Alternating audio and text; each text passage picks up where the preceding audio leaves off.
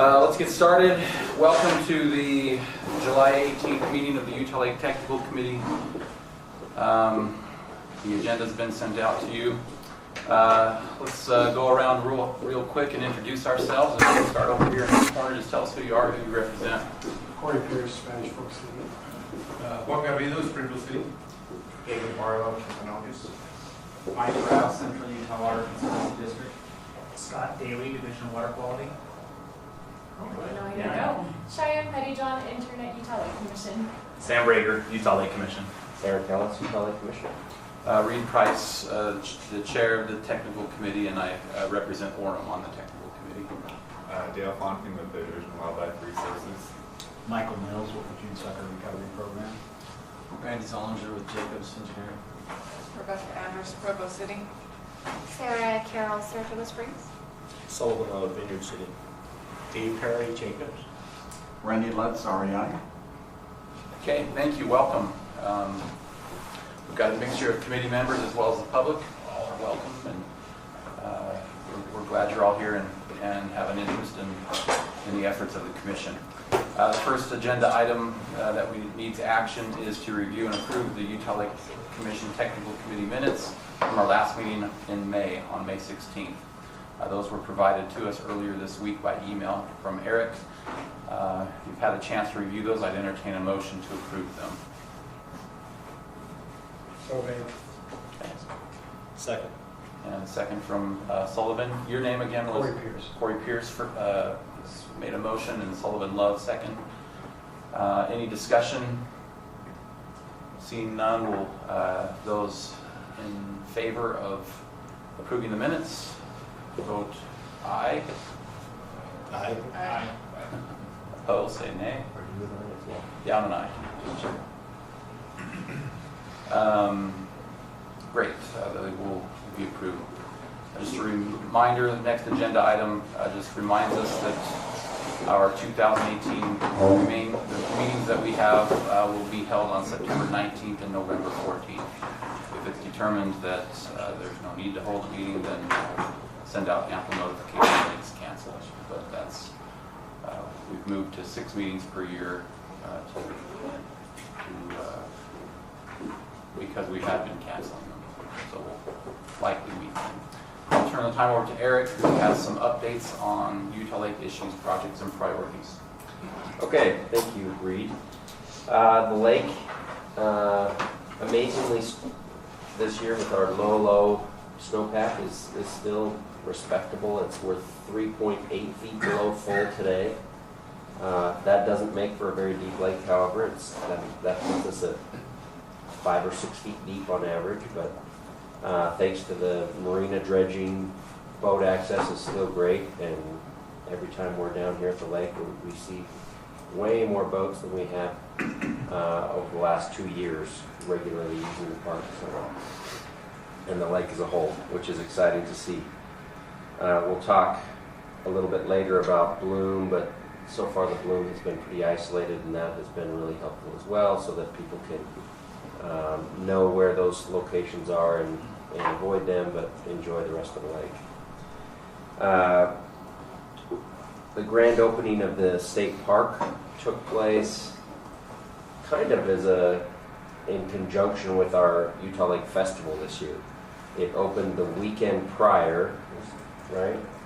But really the festival was a way to welcome everybody back and talk about the dredge. Just for your information, the bulk of the dredge from the inner or from the entrance out there by the jetty all the way in, and a good portion of this inner harbor was dredged to about 4 feet deeper than it is previously. That was 70,000 cubic yards of material that you see half of right here on top of our old parking lot. The other half is in campground Loop A. So that will dry for the next, they're not sure how long it's going to take, a couple years probably. And as soon as that's dry, they'll figure out what the next steps are. Some of it may be used here in the park for kind of completing the Utah Lake State Park Master Plan. Another portion of it may be hauled away. But they're not quite sure what's going to happen with that yet. Overall, the dredge was a huge success. It enabled them to extend the boat ramps, these three on this north side of the park, anywhere from 15 feet to 25 feet. One of them was 25, the other two were 15, if I recall, which really helps our boaters be able to launch even at those low water years. Gives them that extra little bit that they need so they're not rolling off the end and getting their trailers stuck. In addition to that, the sidewalks were extended. We had this entire north jetty has been paved now, so you can drive all the way up to the end on nice asphalt, and there's just enough parking on the sides for folks to parallel park on either side of that jetty. So quite an improvement there. So there's So the area just assigned parking up there now. The south jetty, they were hoping to get more done than they did, but they were able to get something like road base put out on a majority of it so that you can drive at a normal speed without losing the wheels. It used to be super potted out, and now it's fairly approachable and folks can get out there. A lot of folks that use that jetty are out there for fishing and that type of thing, so it's been helpful for them as well. The Utah Lake Festival, it worked out perfectly. The weather was ideal. The spacing was really good this time. We've been working on improving that over the last few years. It's nicely spaced out from this location all the way out around and over onto the middle jetty. We had really good attendance, but not too much, and that was exactly what we were hoping for, as we had this whole parking lot was covered and we weren't quite sure how to accommodate a typical 3,500 to 4,000 folks as we have in the past, and so we what was our number? 2,500 came, so we felt that our marketing of that worked out well. Lots of we had a lot of help from around the table, and that was awesome. Most of the cities supported and brought water bottles. We had more water than anyone could have drank in one day, which worked out well, and we have an office corner filled with water bottles to this day. But we'll use those for other activities, so that was really nice to have participation from our municipalities. Mike, do you have any comments on I thought that the June Sucker program had quite a few areas talking about what you do. Yeah, we had our booths out on the middle jetty, and it was just a fun day. Dale was able to bring some live June Suckers down there, and we appreciate his help, and just talking to a lot of kids. And our plan was to slowly net out June Suckers and have kids kind of see them. It turned into fish wrestling as the kids were jumping in this horse trough and trying to grab the fish themselves, but all fun. It was a fun day. Yeah, we were pretty excited. Great. Well, it seemed like it was one of the more smooth flowing, people enjoying themselves. Everyone kind of had a really good time, so it wasn't too hot out. It was just right. So, do you want to talk a little bit about? So we did got some feedback from the visitors as well, and we'll have Sam talk about that. So in the last couple of years, we've tried to always send out an email survey to people after the fact. The way we do that is there's a punch card they can take around to get stamps of the different booths, and they submit it with their contact information at the end for a grand prize.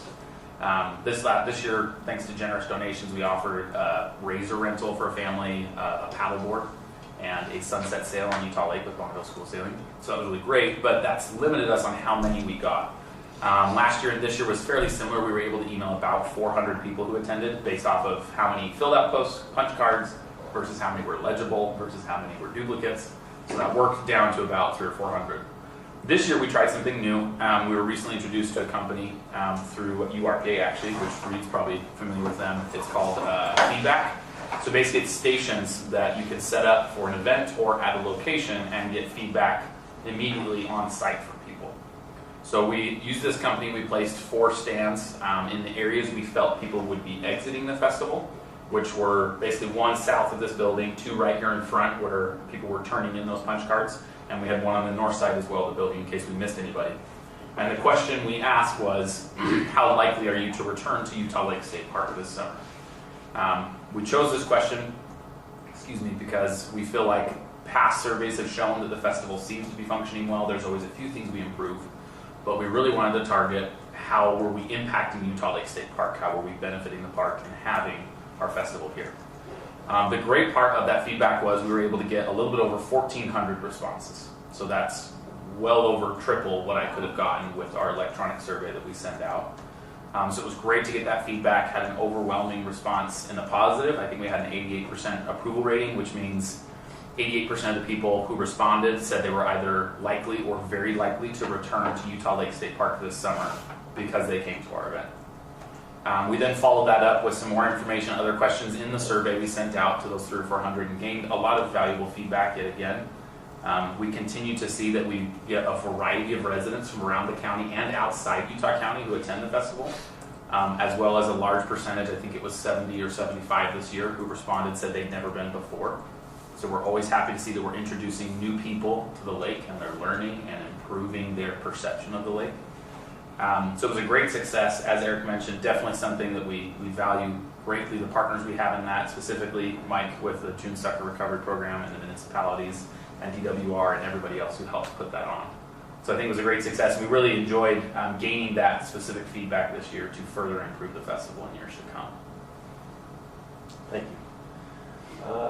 We don't have Forestry Fire State Lands. The only update that I have from Lake Restoration Solutions, Inc. is that they are continuing forward. Randy probably knows more than I do, but they're continuing to kind of work through the initial phases of their response to Forestry Fire State Lands after they accepted their proposal with further questions and further permitting needs. They kind of dive into an EIS type study and responding to a long list of other questions. The Forestry Fire and State Lands website has a page dedicated to this process for reviewing the Lake Restoration Solutions proposal and provide updates as those are made over time. And then we have Randy Lutz, who most of you have met previously, here with us with Renewable Energy Innovations, and Jacob's Dave Perry, to give us a little presentation on some of the updates and projects that they're working on that have the potential to positively impact Utah Lake. So we'll turn 25-30 minutes over to Randy to do that. Thank you, Eric. Rather than be in the middle and stand in front of somebody, I'll just stand here at the back. Appreciate the opportunity to give you kind of a status report from the last time we were with you. And we appreciate the support that we have received from many in this region. We've continued to follow this basic plan to utilize feedstocks within the region and produce the commodities that will pay for the destruction or conversion of those commodities. So it basically is a carbon transition into something that's more meaningful and substantial to service a debt for the technology that we put in. We also have a master agreement for professional services with Jacobs, CH2 Hill, which is the largest engineering and construction firm locally, with over $15 billion now in revenues. Many of you may remember about 6 months ago, Jacobs acquired CH2 Hill. And fortunate for us here in this region, in that acquisition, Dr. Dave Perry moved here from Seattle area, Bellevue area, to Heber. And Dave is VP, and he specializes in digestive technologies. He's worked on probably some of the largest digester systems in the world, from Tel Aviv to DC, as well as many others. So he brings with him much experience in the digestive industry, and of which we're utilizing much of that expertise and this type of technology, as you'll see in a few minutes. We've chosen, as some of you know already, 3 points to start in our facility locations. We have 100 acres, which we're just finishing escrow on the north side, just adjacent to TSSD. We have 330 acres on Provo Bay that we're also in escrow on, and then we've made a proposal to SUMA for the regional land that was purchased there, and that's going to board for a decision in their next meeting. In meeting with the LDS Church or Farmland Reserve on the southwest side, we've finalized on 250 acres on that little point that sticks out there on that southwest side, just adjacent to Farmland Reserve and Bateman Dairy. In these locations, we'll process lake water, sludge from the biosludge from the wastewater treatment plants that we can acquire, green waste, as well as many other types of services that we'll do on each one of those facilities. And I'll show you a little bit of that in a minute. This is where we'll do from Provo Bay, and then on the Waseda side. In addition to that, for the LDS Church, we'll be cleaning up some of their water, and also Bateman Ranch, their water, and their manure management, and Dave will talk a little bit to that in a few minutes. We'll also produce some power for that region. Most of the technology that we're deploying today will utilize the BYU pretreatment process that many of you attended the demonstration a few months ago, and we appreciate that attendance. It has created a lot of activity here in the area. As those who attended saw, in this pretreatment process, it allows us to break down the cellulistic material in 24 to 48 hours. In our industry, that is a game changer. To be able to break down that hard cellulistic wall around the cellulistic material so that it may be digested in more conventional ways is a game changer. We currently have an MOU with BYU to utilize this technology for our projects, and you'll hear about more of those from Dave. After it's broken down in 48 hours, it looks like a green tea.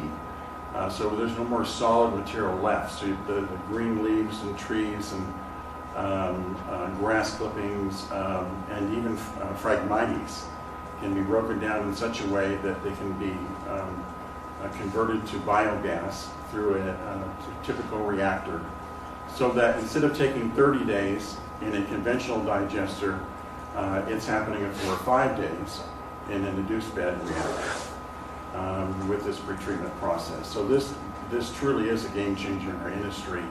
It also has some other benefits in producing the biogas, which is chiefly methane, as you know, and CO2. So this is typically how we would utilize this type of technology. This is just a representation of one of the other benefits of the pretreatment process. You can see this is waste activated sludge, so it's already been processed out of one of the wastewater treatment plants, and you can see the scale changes significantly on the left and the right, from the left to the right. But it's basically producing 10 to 12 times more biogas in a much quicker rate than traditional technology. And this is what makes it a game changer. So we're able to produce more biogas, which means we're producing more methane and more CO2. And if we can also, we're having phragmites tested now in the lab, but if we're able to do that and find a way to harvest them and take them out of the lake in an economical fashion, then we can also convert the phragmites to a biogas, which will help pay for the extraction services. Also, this technology and another technology I'll show you in just a second allows us to remove the priority pollutants, so pharmaceuticals, pesticides, industrial chemicals, and neurotoxins, which is really important in our water management and cleanup.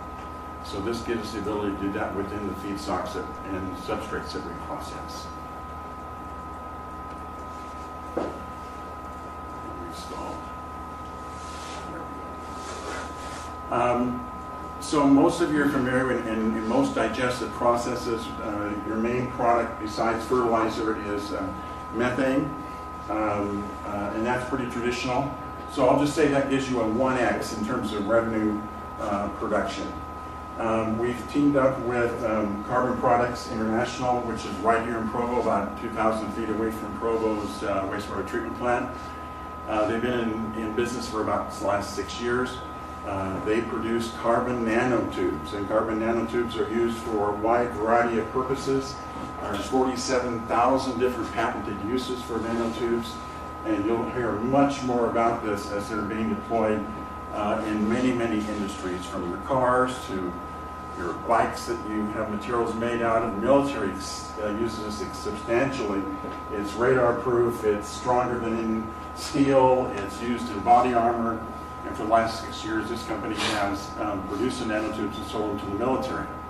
We have an exclusive contract to use this technology, and it also then is a game changer. So if BYU's technology is increasing our biogas by 10 to 12%, or 10 to 12 times, the carbon nanotubes then multiplies that significantly. We're able to take CO2 from the biogas process and convert it to commodities. This is an example of this market will be $8.1 billion by 2024, and it's significantly in need. There's an endless need and not enough supply. So we will, in all of our projects, wherever we have CO2, which is in most cases all of them, we will use the CO2 side of this, and it's substantial. A ton of CO2 carbon nanotubes is worth $30,000 to $40,000 a ton. And so it's substantially more than we would see in methane production, in what we can produce. This is their facility. This is one of the reactors that they have. And this is only a 6-ton reactor. We'll have 50-ton reactors and 500-ton reactors at some of the larger areas. This substantially pays for all of our debt service and makes all of our technology available. And basically, we're converting the CO2 into the carbon nanotubes, and it also makes distilled water as a byproduct. And what's it used for? All kinds of stuff. It's used as a... Is it an energy source? Yeah, the nanotubes. They're used in military for armory, to armor vehicles, body armor. It's used for coating airplanes to make them radar proof. It's used in a car. You can take the catalytic converter in the car, put the carbon nanotube sieve filters in it, and instead of paying $700 for that catalytic converter, it costs you $4 and does a better job. So we're going to see a lot more of this technology used in the industry as well as in this area. As we look at our different projects, let's go over to the west side. There hasn't in the past been a lot of, I don't want to say attention, but a lot of activity here. But from a recent relationship that we've created with a company called GrowViv and New Skin, it's opened the doors to us providing a solution on the west side for some of the nutrient loading that we have in the lake. So just as an overview, Bateman Dairy is one of the largest dairies is the largest dairy in Utah. They have 12,000 cattle and dairy cows. They sit on about 2,400 acres of ag land, and with the manure being of land applied. And of course, that's some of the problems that we face. The land application of manure and the high nutrient water being used to grow the agriculture that's needed to support the dairy cows. Those are big issues on the west side. And when the wind blows, it just blows all that right off those ag lands right into the lake. Alberta is a little bit further south. They have 5,000 dairy cows, over 8,000 acres of ag land. that's being land plotted manure. So these are the typical challenges for a dairyman. They have to manage their nutrient, they have to manage the water, they have to manage their power, they have to manage the manure, and when they don't, then they've got an environmental problem and a risk management problem. And so we partnered with Groviv, who provide a nutrient solution, a very, very unique one. Eric was able to tour their facility. And this allows them to grow this without the conventional land and land application issues that we deal with water. And they partnered with us. They'll provide the nutrient solutions. We'll provide the water, power, manure solutions, and create a new, they call it G2, a new type of dairy for the dairy industry, and helping them do what they do best and manage the cows. We've already constructed the first building. This is 20,000 square feet. This went up in about a month and a half. This sits in the middle of Bateman Ranch, and so if you go down Redwood or 68, you'll see that in the middle of their dairy farm. This is, I don't know how to put, well, maybe the best way to say it is this 20,000 foot facility will have 10 grow pods in it, and it will produce as much fodder or feed for the cattle as 1,200 acres of farmland. And so when we double that footprint after we do this first one, we'll double it again, and that will equal all the ag farm, all the land that they're currently using to feed their dairy cows. Again, they can do it 365 days a year without any worry about weather, without any worry about seasonality. We grow it 24/7, 365 days a year. And it's not just regular fodder. This has been engineered to be the highest, best nutritional value for the cows themselves. This is kind of what a grow bed looks like. It's about 20 feet by 20 feet by 30 feet high. There's about a mile of track, and on the track sits the material that's being grown. And they give it no more water than each plant needs. There's no soil in this. There's no water waste. This is significant. In a regular dairy operation, I mean an agricultural operation where you have maybe 68% of your water being wasted and runoff issues, there is zero water waste. And so above each tray is the light source that it needs, and the water, as much water as it needs, and it grows about 7 tons of fodder a week per pod. So we've created this relationship between Groviv, who was now been bought by New Skin, to grow their essential oil products. And REI is putting in the first 8 pods at Bateman. That's a demonstration. Sorry, I'm having a hard time following it. Is that like a greenhouse? It is. Okay. But it's a little different. It's hard to, Eric, it's hard to explain, isn't it? It's not your typical, it's not it's a vertical grow system, but it's different. It's on a track system. Oh, and so when it's planted, it goes up this track system and continues to grow, and by the time it comes out, it's done, and it's harvested. It's dumped into a container and taken It's like over. a moving truck? So 20 pounds falls off the end every 5 minutes. Okay. Totally unassisted. It's totally unassisted. And if you want to see this, just give me a call. We'll set up the tours to go through that facility. This is unlike anything I've ever seen. It's right, Bateman Ranch, we're putting it in, but you can actually see it in the vineyard. So right west of the Harlan Davis. Right up at 1600. FedEx building, west. Yep, right by FedEx. And this is just phenomenal technology. And when I very first saw it, I saw it as a solution for the West Side.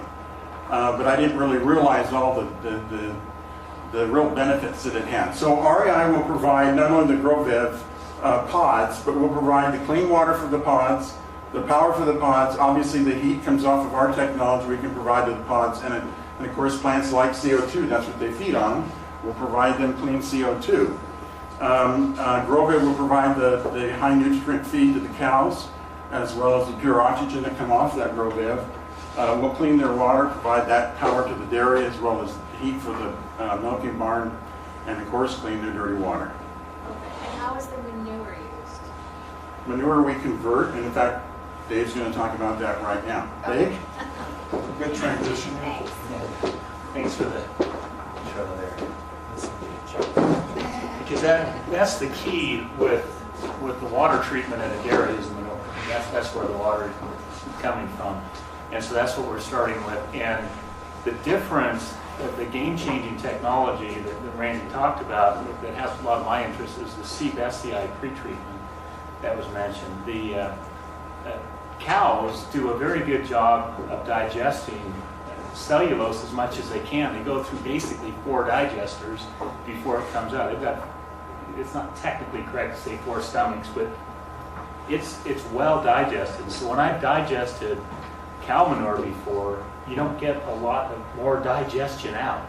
But now with the Sieve Sdi and being tested in the lab, instead of getting a third of the conversion of what's degradable, it's looking like we could get nearly all 80 to 90%, so about 3 times the amount, which makes it more economical and getting the stabilization of the solids. Okay. So this is so what we're going for at Bateman is going to a full-scale demonstration. I'll talk later about a pilot to verify some of these results, but the plan is to go to a full scale to treat the manure from the Bateman dairy, showing here on the left the collection of the manure, and then going into the pretreatment. The Sieve Sdi is a specific bacteria that breaks down the cellulose, and that's what predominantly is in cow manure. And then going into a digester. There's different types. I show a conventional one here. This would be about 10 days or more after the Sieve Sdi treatment. And then it needs to be heated. I show an engine-driven generator there that we recover the heat from.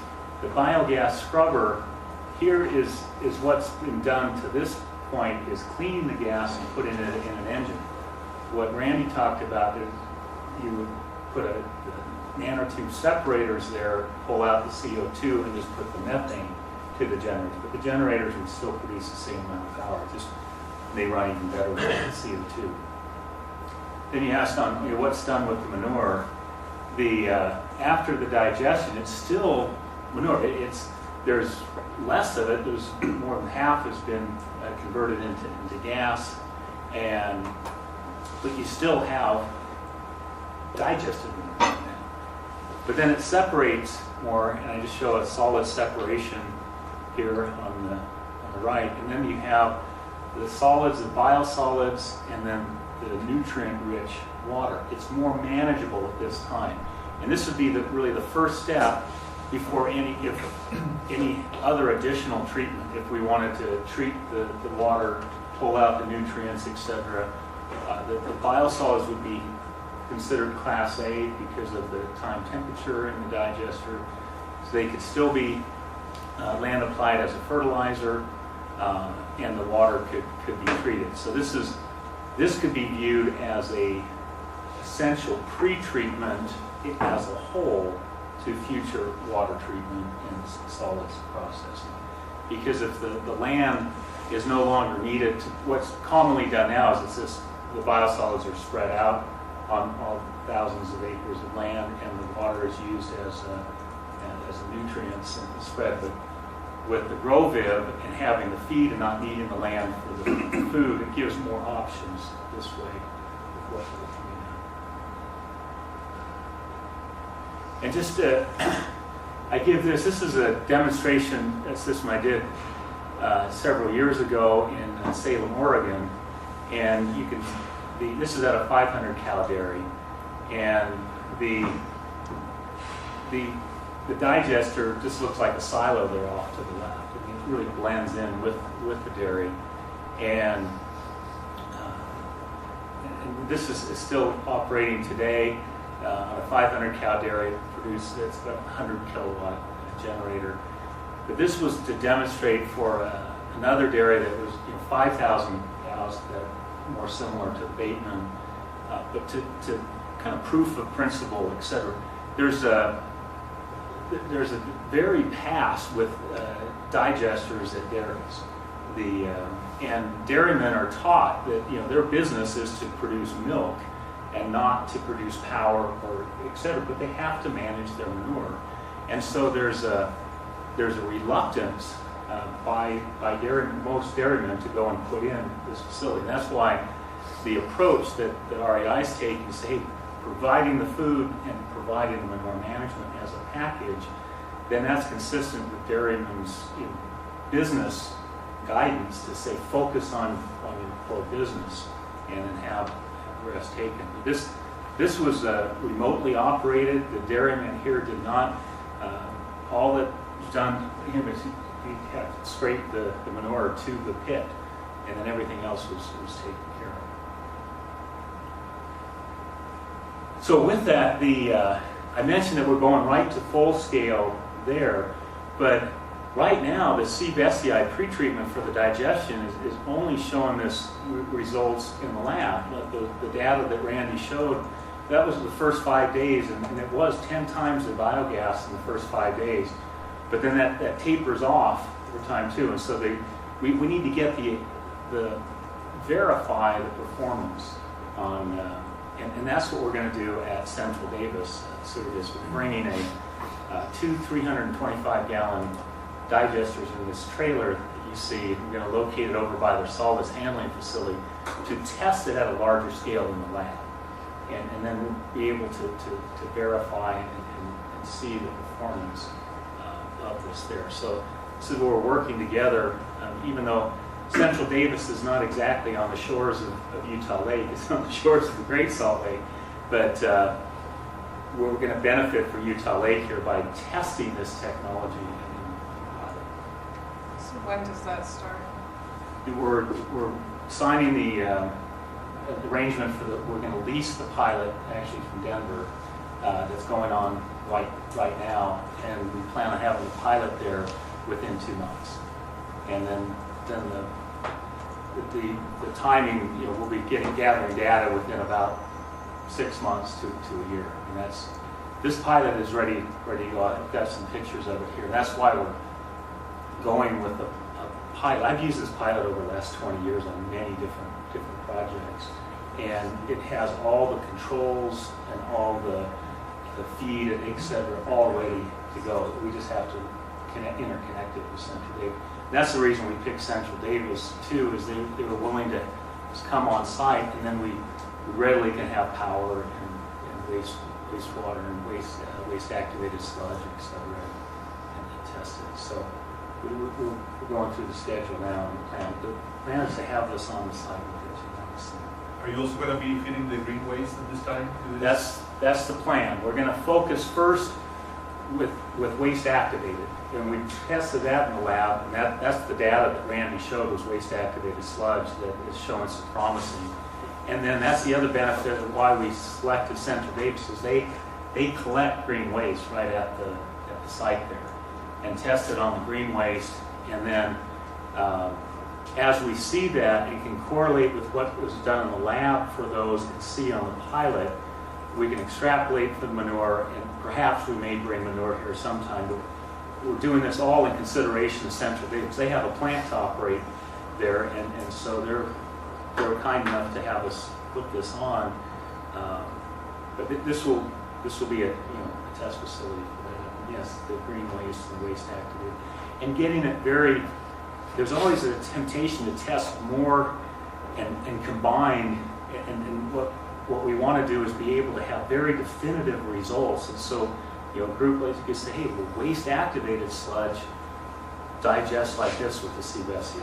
Green waste does this. Hey, together it does this. Manure does this. And testing that, because not only for Bateman, but for the other future plants, in wastewater treatment for around Utah Lake, this is game changing. Any other plants that have digestion, instead of getting 50 5% volatile solids reduction, getting over 80 or 90 because you're getting more of the waste activated, more gas, less solids, better dewatability, cleaner water that would then be going into utilities. Class A. Class A, yeah. This is a few more pictures. This is where how the trailer's set up in Denver right now at Denver Metro. And this is the simple schematic of it. We have a control digester and a test digester. So the control digester, we're just going to digest like we would without the pretreatment, and that's what we'll compare to. So we'll have this side-by-side comparison, and then have the pretreatment added on to the test digester, and then measure the biogas and the volatile solids destruction on each, and have some very credible side-by-side verifiable data.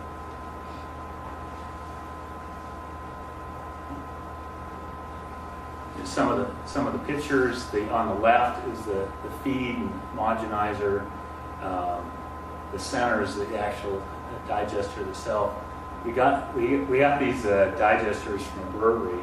So basically, making beer, etc., but it doesn't taste very good. I wouldn't recommend it.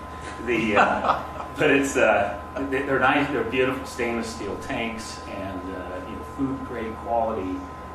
Yet we put all kinds of sludges in and test them out.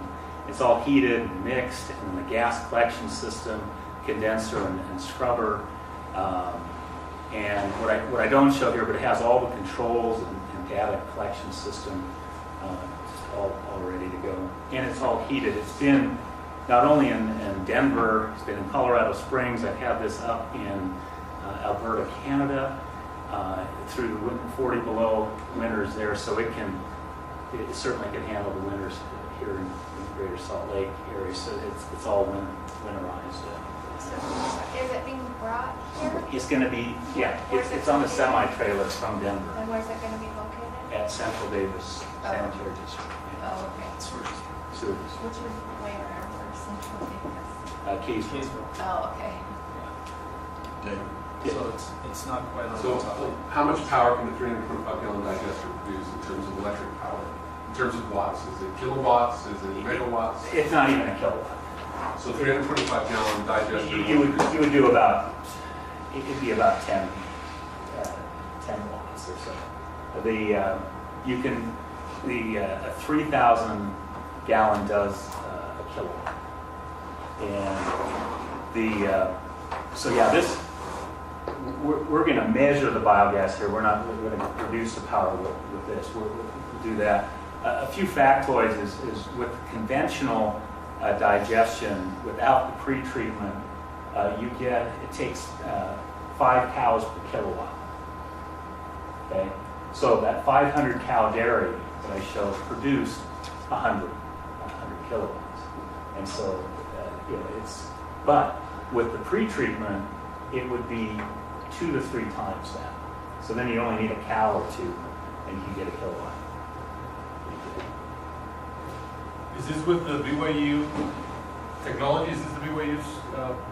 That's right. That pre-treatment. Breaking down cellulose up to this point. This is what really got my attention. Is the Sieve Sdi? It's a specific bacteria. They found it in the geothermal areas of Russia, and then they've been able to harvest it. And one of the key things that BYU has done is what is called bioaugmentation. How to grow that bacteria and keep the concentration so that it can then treat the cellulose. Up to this point, most people don't realize it, but digestion up to this point, it really doesn't digest cellulose much at all. And all our toilet paper and everything we use and put down, we think it's biodegradable. It doesn't digest. That's what the main part that's in the biosolids coming out. And I've done all kinds of other research of what to do with combining thermal processes and drying it, and pyrolyzing it, and then putting the pyrolytic gases back in the digesters and stuff. But boy, if you can do it biologically like this, all in one step, in 2 days detention time, 174 degrees, and all neutral pH, and it's got a lot of promise. And so I'm excited, and that's why we're doing the pilot. Is up to this point, there's a big difference in the lab, and then getting into a pilot and then into a full scale. So we're linking the pilot with the full demonstration. So the pilot is to test it and see how it goes, Yeah. and then if it is working the way we want it to, then it'll be used at these other locations. Is that kind of a? That is, we're taking it a little step, taking a little more risk, or we're actually in parallel with the pilot. We're doing full scale. Oh, okay. Okay. Now, what and the plan is the fact that we know we can digest cow manure. This could make it so it digests that much better. So what we're proceeding with at Bateman is to put in a system known true. We know we can digest and get maybe 30-35% converted. This would make it so 75-80%. So so what we put in at Bateman and have this in and have a 2-day detention time tank to do the pre-treatment, we know that it will work. But this will then tell us how much better it will work, and so we're taking some risks going in parallel. But this will be able to fine tune and see and test other materials, etc. And so it's a big difference doing 35% conversion or 85% conversion of the solids. So it's hopeful that it's a lot. I think at the beginning you mentioned carp. Or maybe I think Randy did. It was on there, yeah. Where do they fit in? Are you to use this technology for? It'll digest carp Okay. or any Food waste. food waste. Yeah. Now the difference is there's the difference between what the Sieve Sdi or the pretreatment helps and what the digestion will do. We really don't need the pretreatment as much for the carp. The oils and grease and the fats there, they digest. I've digested fats, oils, and grease, and I get 98% conversion already. So I don't need any more pre-treatment to do that. But then some of the cellulistic or the green waste, etc. And it's not for everything. They tested on almond husks, which are basically wood. Didn't break down the almond husks that well. Okay, so it's not going to do everything, but it's looking very promising on the waste activated and conventional cow milk. So yeah, the fish we could still put it through it, but it would go right into the damage. Is waste activated sewage? It is. It's a Okay. secondary sludge. So when waste activated is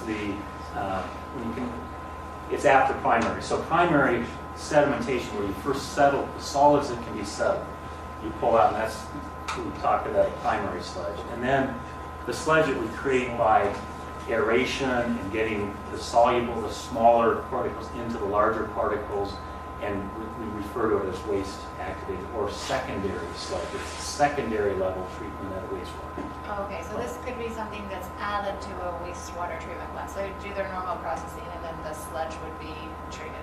That's right. It would be put right in front of an existing digester of just a 2-day. Most digesters are running around 20 days detention time at least. This would be 1/10 the size in front of that and operated at a higher temperature and then seeded with this bacteria. That's the beauty of it, is that's a pretty small modification to an existing facility to be able to put that in. What size is this? I guess they would all vary depending on. It varies. So the best rule of thumb, if you looked at a digester and a facility, and you'd estimate this at about 1/10 of the size of the digesters they have would be the pre-treatment.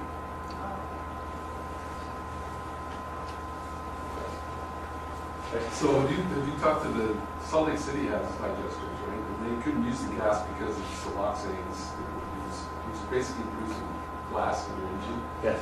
But Hanson up at BYU is working on a pre-filter for that to scrub the glass and remove those siloxanes. And have you looked at that or? Not with Darren, not Hanson on that, but I've put, like 100 megawatts of power around the world, and I pull out the SLOC sinks. Right now, the best, most proven is activated carbon, but and you take out the hydrogen sulfide before that. But there is a need, and some are looking at molecular sieves and et cetera.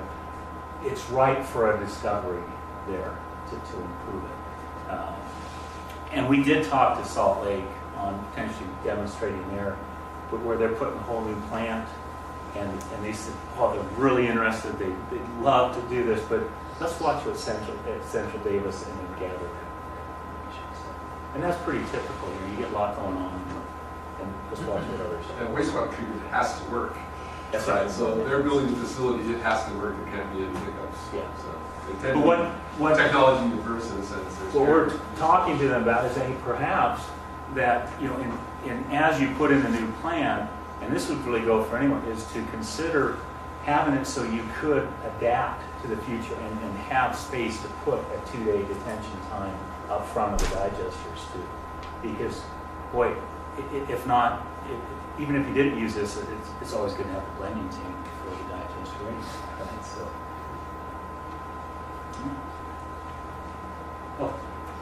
Okay.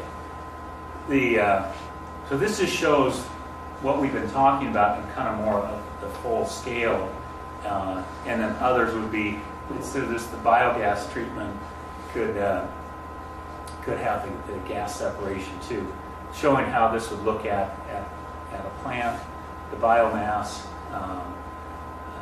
pre-treatment going to digestion, and then the solids being dewatered, biogas treatment for an engine, electrical power, and then you have the water.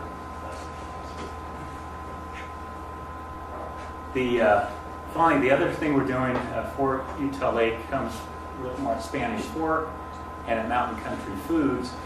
It turns out that a major load on Spanish Fork is Mountain Country Foods.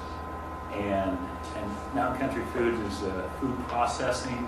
They have plant 1 just to the south of the Spanish Fork treatment plant, and plant 2 to the northwest. And right now, the plant 1 has a DAF system. It's solid separation. Plant 2 does not. And so what the plan is in order to, as a first step of additional treatment of wastewater going into Utah Lake, to relieve capacity from Spanish Fork to be able to treat more amount of food. So REI is offering to put in the treatment at plant 2, similar to a plant 1, where they have a solid separation. We're looking at the best, whether it's a flotation separation like the dissolved air flotation system or a filter system to get a lot of the solids and the BOD out. And then this is just really more of a first step of additional treatment. First, go after some of the major loads, and again go after the solids. So that in summary, these from pilot at Central Davis to the Mountain Country Foods to the Bateman farm. That's where we're some of the first steps in the progress we're making. Thank you, Dr. Dave. Just 1 or 2 more slides, and then we'll move on in our agenda. As some of the wastewater treatment plant operators know already, we've offered a demonstration to a nutrient solution. Spanish Fork stepped up and said we'd like to host one of those demonstrations, and also Payson. So what you will see at those demonstrations, and the other plants that would like to do this is a ferrite technology that has been deployed mostly on the East Coast. They've got many operational sites. It's EPA approved. They've already received much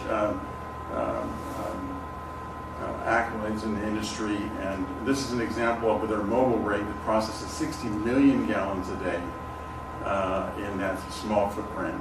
The difference in this technology is, in the ferrites not been used in the past because of the cost of producing the ferrites. This produces the ferrite on board inside that footprint. And so we don't have to go outside for that. So it's cut our costs down substantially. But the results are pretty substantial, as you can see there. This is an example of one of the lakes in Orange County, Florida. A little worse than ours in some ways. They've got 1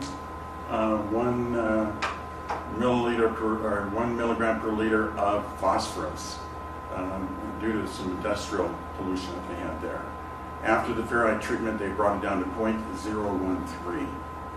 So we're going to be plugging in this type of technology into the end of pipes of those 2 plants that have said they would like to participate.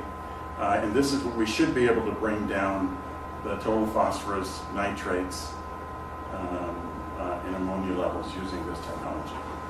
So it's a fairly simple technology to plug and play, so to speak, at the end of the pipe. So we'll give you a notification when you can go out and see that, but that's those units are being sent out now, and so we expect in the next 1 or 2 months to be able to demonstrate that for you. Thank you, Eric. Thank you. Could I ask one question, Eric, before we move on? I may have missed it in the whole presentation, but it looks like you're proposing new discharge locations, at least at Mosita, into the lake of water. What is the nature of that water in terms of temperature? It'll have this signature. Basically, I have to be careful here because we need discharge permits, obviously, to discharge anything into the lake. But we will have a permit that allows us to take water out of the lake, clean it, and put it back in. And we won't need the same type of discharge permit to do that. Is it going to be warmer, I think is the question. Temperature. Oh, warmer? No, should be the same. Okay.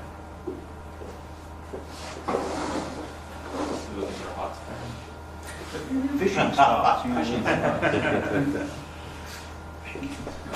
Okay, the research funding discussion, we can keep that to a minimum, just a notification that the fiscal year has begun, and thus the $500,000 that was appropriated through the legislature for research on Utah Lake to be use Utah Lake Commission's technical committee as a clearinghouse for that. We will kind of work in tandem with the Utah Lake Water Quality Study. We have a science panel seated on that. Scott will talk a little bit more about that, but that will be kind of where the questions and the scope of those research needs are developed, and then we as a group will say, are we okay with this one? How about this one? And be kind of the final say on those. As research is needed, we'll bring that to this group and we'll discuss those studies. Wind station. Our wind station, I think we mentioned at the last meeting that the wind station was installed at American Fork Boat Harbor. The link, do you want to talk a little bit about that? So we got the install done, I think it was the last part of May, first part of June. University of Utah's MesoWest program that helps run a lot of different weather stations around the state helped us with that installation, is managing the data as it comes in. So they'll also be helping us with implementing it on our website. So right now the link you have on your agenda, which you can obviously click on or type it in based off the agenda we sent you electronically, just provides, I believe it's every 10 minutes, I think it updates with the various data that it's collecting. Our next step in that process will be using that station, as well as UDOT installed a station just south of Saratoga Springs a few miles recently. And then we hope to use also the Provo Airport data, and we've heard, I'm still trying to find the right person, we've heard USU has a station down on West Mountain. So our goal would be to integrate all 4 of those into some user-friendly format that recreation enthusiasts on the lake can then use in accessing the lake to be aware of what the weather's going to look like, so that they can try and be safe in their activities and also know where they'd like best to launch that day, specifically for sailboats where it was originally proposed, but for boating in general. So we're really excited to see that finally we got the installation all taken care of, and we're excited to move to the next step of getting that data integrated on our website. Sorry, what was the new spot again? Spanish Fork? The new spot we just put in is American Fork American Marina. Fork. Yeah, Oh. right on their jetty on the south end of the marina. And then there's one in Saratoga Springs and Provo? UDOT has put one in at milepost 17 south of Saratoga Springs, and then the airport has long had their own station that you can view the data online. Oh. And then we've heard that USU has one down on West Mountain that if possible we'd like to integrate that data as well. Do you want me to hit on the next one as well? And the goal on that was to kind of get north readings, south readings, and on the sides of the lake. So that kind of provides a fairly good picture of what wind's doing all around the lake with those 4 points. Especially with how far apart the different main marinas are. For instance, launching at Saratoga Springs Marina could be significantly different from Provo depending on what the weather's looking like. Yeah. The next point on there is the cameras at public marinas. So we've actually launched that somewhat in tandem with the same effort of providing more information to the public for recreation on Utah Lake. So currently, if you were to visit Utah Lake State Park's website, there's actually a camera that's on there, a feed that's actually managed by the local water ski club. And we're looking at replicating that at the other public marinas if possible. American Fork Marina has already agreed with it. They love the idea. We're just working through some of the logistics of where to place it and connect it to the internet. Saratoga Springs, we're still working through that process, in Linden Marina as well on finalizing the details. A good update we got recently was we, through word of mouth, heard of a potential partner to sponsor the ongoing costs of maintaining those cameras. There's a company in Salt Lake called Marine Products that has approached several state parks in the area at trying to do the same thing at Deer Creek Reservoir. They have cameras up at Jordanelle already. So they are willing to partner with us. We're still discussing on whether that's just purchasing materials up front, but our end goal being that Marine Products would be willing to cover, usually for these cameras to have an online feed, there's some kind of retention period, whether it's 3 days or 5 days or 10 days. There's a fee for that monthly, and that's something that we would have them partner with us and get their logo included on our website for those feeds in exchange for them covering those costs for us on an ongoing basis. So our end goal being to provide a camera feed for residents to be able to see what the harbor looks like, hopefully what the parking lot looks like, so they can see which of the marinas is maybe really busy one day, and if they live close to two, they have a choice on which one they can go and have a better experience of getting out on the water and spending more time at the lake. Awesome. Let's just turn the time over to Scott. You can take the next 2 points, if that's all right, Chair. Still under yours, right? Yeah. Oh, yeah, go ahead. Yeah, just go right on into yours. So are you talking about the permanent signage? Yes. So I haven't plugged into that effort at all. So. Permanent signage, all good. Permanent signage came. The first bid came back at $2,000 a sign, and I don't think DEQ was expecting it to be quite that much, and so they're looking for some additional bids. And if the bids all come back, generally at about $2,000 each, they're going to ask, or they're asking for some additional partners to get those signs. The permanent signage would be placed at 9 of the main areas around the lake where we have potential for launching boats and kind of the more popular access points. We've seen them around the country. It's a sign that talks about harmful algal blooms, what to look for, has some photos of what to avoid, and then at the bottom has a location where the county health department can come out and install a banner of sorts that would say a warning, and then this is what to this is the things that you need to think about as it's under warning, and then they can put a closure on it if it were to repeat the 2016 closure, and that just shuts the lake down. But it allows for fewer press releases, really kind of targets the people that are using the lake rather than just everybody as a whole, to kind of,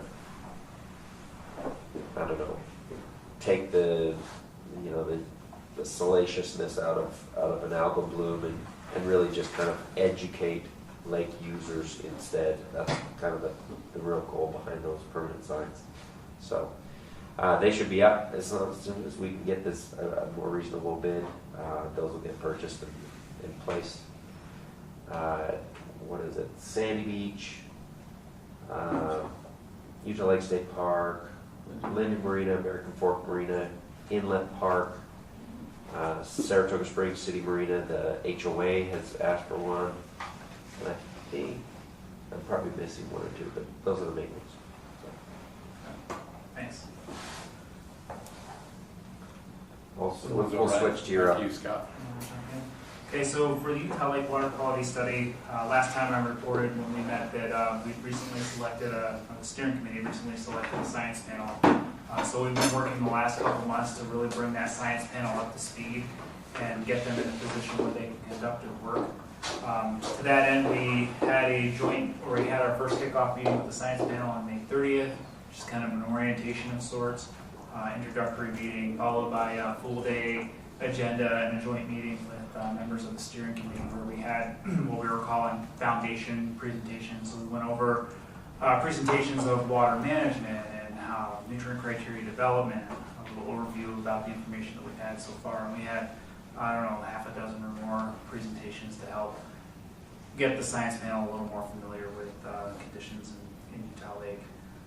From that meeting, we followed up with a June 13th steering committee meeting where the steering committee started to begin development of a charge for the science panel. So try to put some bounds and directive to what the science panel is looking at, what questions they want to answer, what scientific questions, what are the key linkages in the lake and how do they relate to inflows and uses and those kind of things. So steering committee began that work, developed what we call 3 high-level charge questions. The first being how do pre-settlement and historic conditions relate to water quality? What are the interactions in current lake conditions that lead to harmful algal blooms and use support? And then the third being, is there a feasible improved state, stable state that the lake can achieve at some point in time? Following that, we had 2 calls with our science panel last week where we started to flush out the specific questions to help answer each of those high-level questions. So that work's ongoing. And then we're planning for our next event August 8th and 9th, and that'll be kind of a little different organization. The 8th, we're going to begin with a tour of the science panel. We're going to take the science panel out on Utah Lake. We've also invited members of the steering committee and alternate members. So we're currently taking kind of RSVPs from those folks so we can get a handle on who would like to come out with us. That afternoon, we're going to have science panel continue that discussion on key questions. Followed that the next day by a joint meeting with the steering committee for half a day so we can have a little bit of interaction back and forth on those issues. And then finish the day with a half-day science panel meeting. So we're currently developing those agendas right now. As we go through the rest of August, I think this will probably be it for our, not recalling any meetings on the schedule between now and the end of August, and we have September 6th, I believe, steering committee meeting scheduled. So once we get through August 8th, that'll help form our agendas, and I imagine we'll be going out here to the schedule for the remainder of the fall and winter. So I feel like that process is going pretty smoothly. We have the steering committee is really engaged. The science panel is really excited, I think, to be on the project, and they seem willing and able to do some work. So that's been really good. And I think last week's meetings, Eric was in on most of them, was really productive, and yeah, I think it was a good step. Eric, anything else on the? I have a quick question. Sure. Any scientists from UVU on the science panel? UVU? Yeah. No, and I don't believe those on the steering committee, were there any nominated from UV? I don't know. BYU and USU. Yeah, and I think BYU, USU, no one from the University of Utah? No, that is. There was a nomination. There was a nomination, I think, but there's a University of Utah project that's well integrated with this, but they're not directly members of the science panel. So I'm not sure if you're familiar with the nomination process. The steering committee set up a process by which each member was able to reach out and nominate scientists of their choice that met the credentials and qualifications that we thought would inform the process. So I think we ended up with 26 or 30 nominees, And then we kind of developed, went through an iterative process in conversations with the steering committee where they kind of weighed how one scientist might fit and contribute to the process over another one, and ended up selecting a group of 11 scientists, I guess, structured with a 5-member independent science panel. So those are the folks that don't have financial ties to any member of the steering committee. Those are the ones that can be voting and doing taking care of procedural issues. And then the other 6 members are what we call ex officio members, that are local scientists that are either connected to a member of the steering committee or are interested in competing for work and bidding on work, right? And so those are folks at BYU. Greg Carlin is there. There were some other folks that were nominated but not selected. Utah State, there's 2 or 3 folks there. Dr. Theron Miller with the Wasatch Front Water Quality Council. And we've got university, for our independent panel, Yeah, the so majority are from outside of the state. yeah, so our independent panel, we do have one local, it's Mitch Hogsett, who's working actively here in Utah County, but has done previous research on Utah Lake.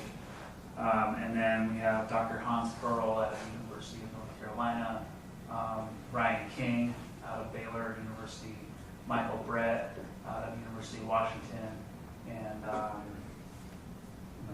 Who's the one from USU? here, let me recalibrate. Jude Did I mention 5 already? Brawling. There's 2 from USU. There's 3. Oh, Utah State, yeah. So that's Jeremy Gata, who's actively involved in the Gene Sucker Recovery Program, doing ecological research. There's Dr. Janice Brainy. She does a lot of nutrient chemistry.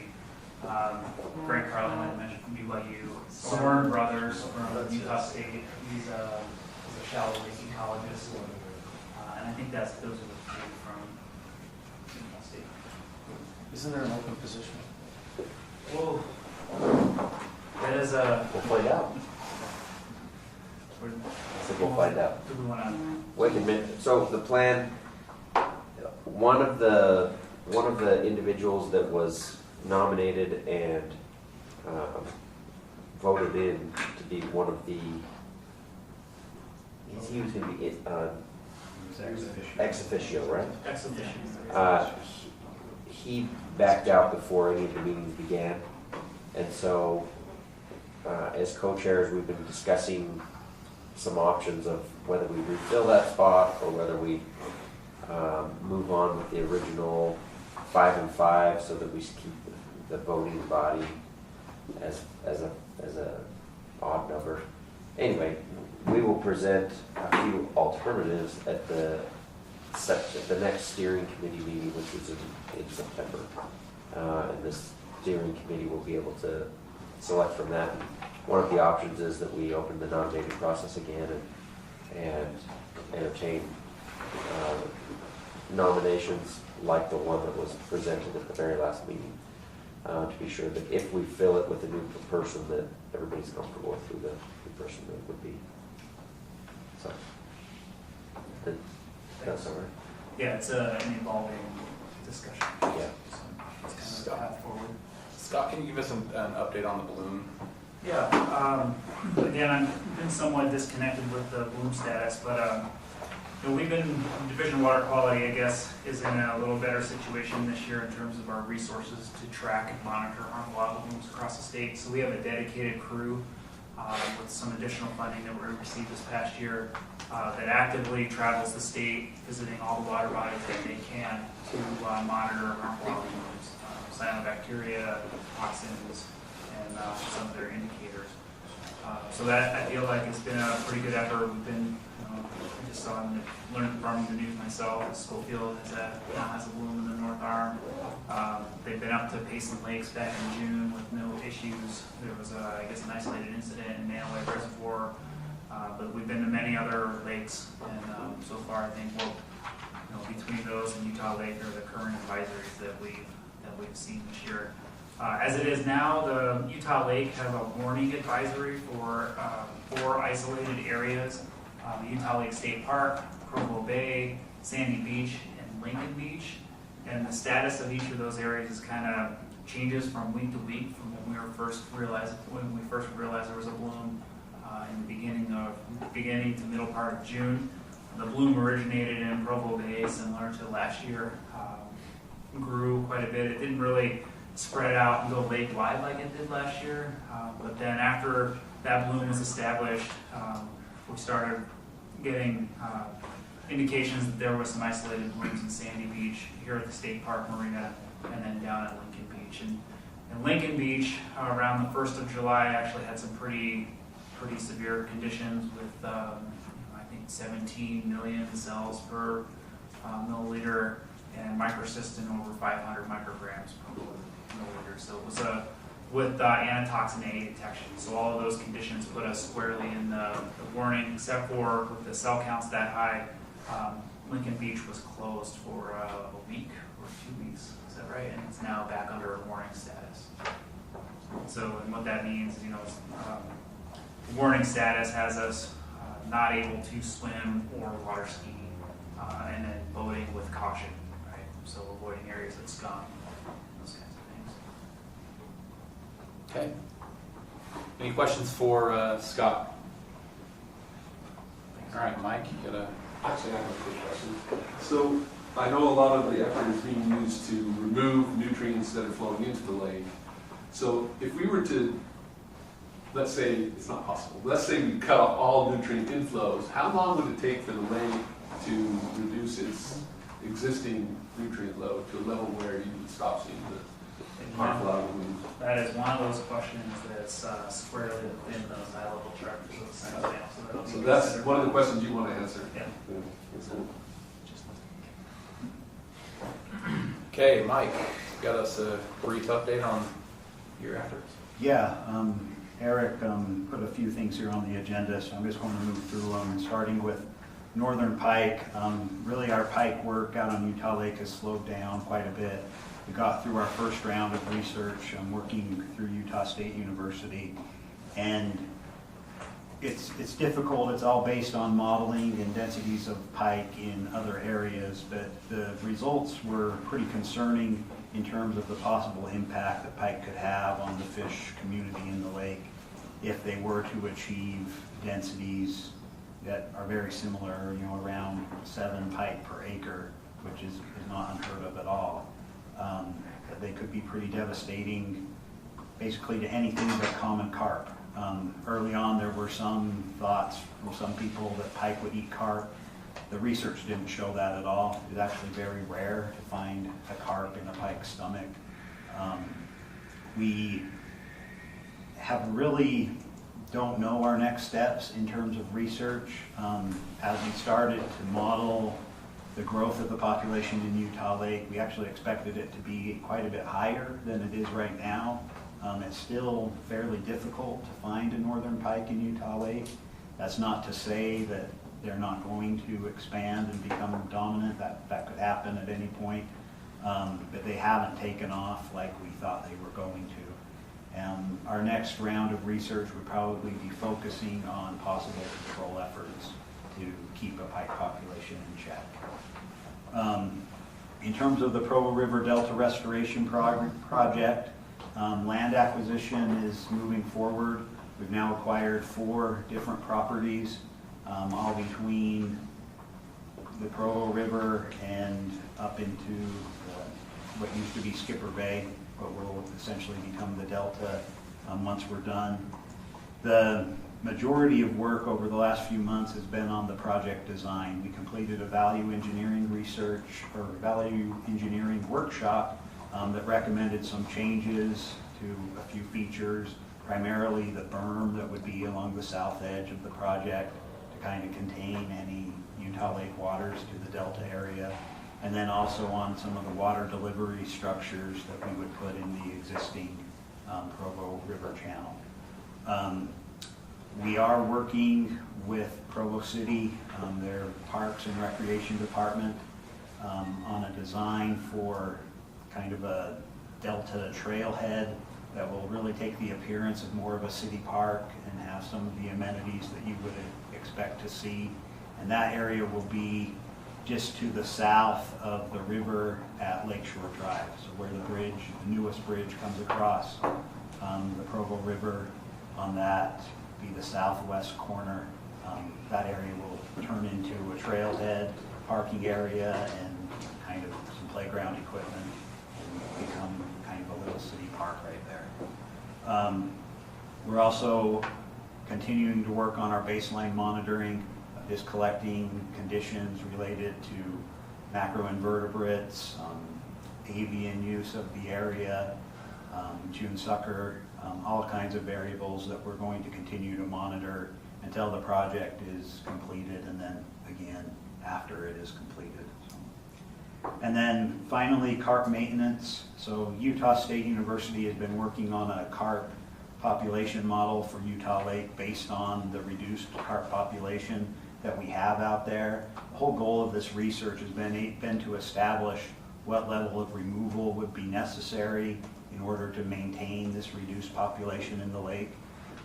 Right now, there's still a little bit of modeling that needs to be done, and we've been waiting for results on this for quite a while and keep trying to push them. We're also feeding them new information, which has complicated things a little bit. But right now, they're estimating that we would need to remove 1 million pounds, it's a little less than 1 million pounds annually, in order to hold the carp population in check. That's quite a bit higher than what we were anticipating and what our early research showed. It all gets back to carp reproductive rates and the ability for new carp to recruit in a condition with a reduced population. So with that in mind, it's going to mean more funding for a maintenance level than what we originally anticipated. And so we've started the efforts of trying to collect that funding and kind of boost our coffers a little bit so that we would be able to maintain this reduced population going forward. At the same time, we've also engaged with some researchers that are working on some more novel approaches. One that showed a lot of promise is the YY male or super male approach. Basically, you develop a fish and all of its offspring are male. So the idea is if you could stock enough of these super male fish, it can actually drive your population to extinction over the course of several years because all the offspring that are produced are male. That type of technology is probably still at a minimum of 5 years out. But we've done more work on carp removal than anybody else in the country, and so we've gained some interest from some of these researchers, and we get all kinds of crazy ideas proposed to us, but this one is one that has shown a lot of promise. They've been able to use it for some other species with some success, and we're excited to see where it goes. Right now, I would say it's kind of in the this may be a good idea phase. And that's probably all I have, unless there are some questions. Any questions for Mike? Northern pike, is Utah Lake a good habitat for it? It is. It would be better if there were probably more inundated shallow areas where they would be able to spawn. The area we found the most northern pike is Hollow Creek, and that seems to be pretty good spawning habitat for them. We built that for June sucker, so it's kind of a trade-off situation there. But they haven't exploded like we anticipated that they would. And you want to think, okay, we're fine then, but that would probably be naive because if we get the right conditions, they definitely could explode. So a really high water year likely would be advantageous for them? Probably. That said, even in low conditions, there are areas where they could reproduce. And I anticipated a lot of reproduction in Hollow Creek this year, and we just didn't see that. We did yesterday find a couple of pike about that big, maybe 8-10 inches. Those could be from this year, or they could be yearling from the big water year last year. So Where was that at? It was in the restoration area, that pond below the barbed wire fence. Okay. Just toss them back. No. We are still collecting, Did they taste good? we are still collecting gut samples for analysis. And just so all you fishermen know, if you do catch a pike, you are required to kill it. There is a must-kill regulation. I don't anticipate we have a lot of pike fishermen. But Preaching to the choir. yeah. Right next to you. Mike, are you wanting local fishermen to bring stuff down? We talked about in the past, I think, about if they catch pike that you'd like to have the stomachs and such. Yeah, if they can call the Division of Wildlife office in Springville, Springville office. and the front desk, people should know what to do. Okay. So just bring it in, and we'd love to have it. Something we can try and spread around for the community. This time of year is probably the most difficult time of year to possibly catch a pike. That said, it's also the time of year where we have the littlest information in terms of where pike are. The time of year where they're caught the most is actually mid-February until first part of April. Okay. I'm just curious, how do people, fishermen, find out about these regulations? Is it on their permit? They would have to consult the fishing proclamation. And how many do that? Most, Oh, do they? Okay.